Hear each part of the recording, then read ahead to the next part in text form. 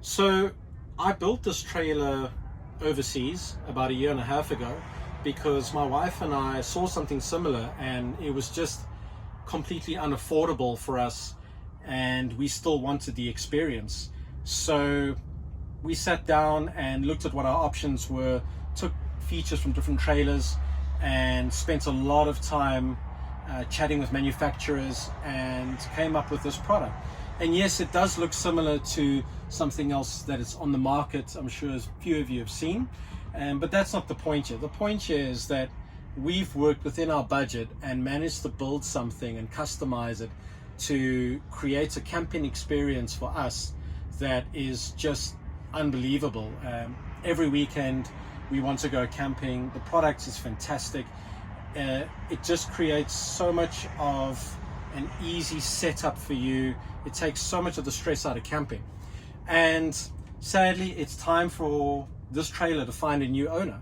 So if you're interested, check out the phone numbers, check out the website we've set up.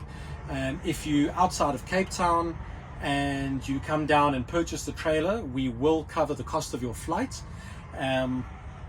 And one last thing to discuss is the air beams. So as we mentioned, there are absolutely no poles in this trailer. My wife and I hate getting to a campsite, having to figure out which poles go where. So by using air beam technology, this allows the trailer to inflate within 5 minutes and deflate within 10 seconds. A lot of people ask us, well, what's the durability like in terms of what if they get a leak, what if they pop, what if you're in a thorn tree?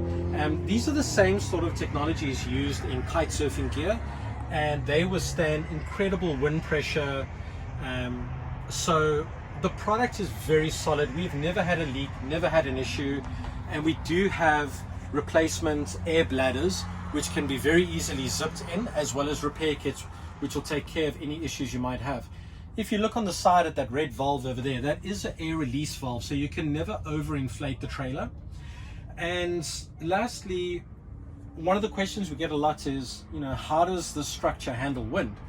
And to answer that, nothing can come close to what this does in windy conditions. We've camped in gale force southeaster, where people with tented gazebos with poles have had the poles snap, tents blown down, and this trailer hasn't moved. And the reason why is that the bedroom pod air beams are structured in a way that all of the air beams push into each other, which creates a very solid internal structure.